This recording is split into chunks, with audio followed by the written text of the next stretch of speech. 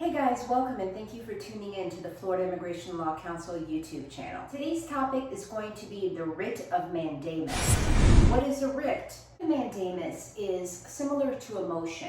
Basically, it's a document that's filed, in this instance with immigration, in federal court to force the U.S. government to commit an action on a petition.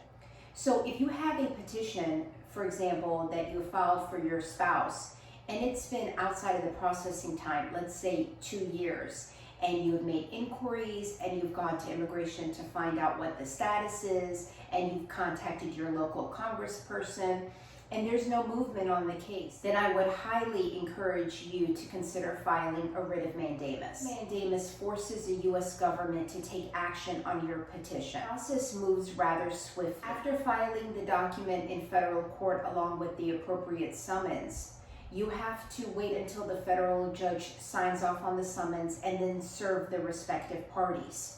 Typically, this includes Department of Homeland Security, Department of Justice, United States Citizenship and Immigration Services, U.S. Attorney's Office, and the local U.S. Attorney's Office serving the area of where you live.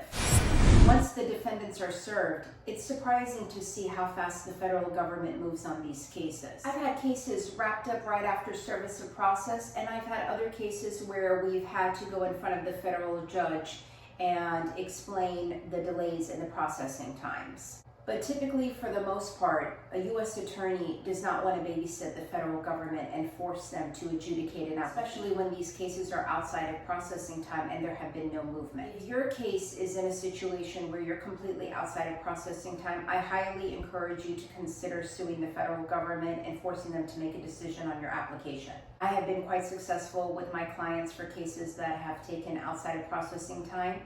And while people are sometimes hesitant in suing the U.S. government, if you have a clean case, I encourage you to do so. If you would like for me to review your fact pattern, give us a call at 954-240-1669, and I'll give you my opinion on whether or not I believe that we should pursue this to the federal court.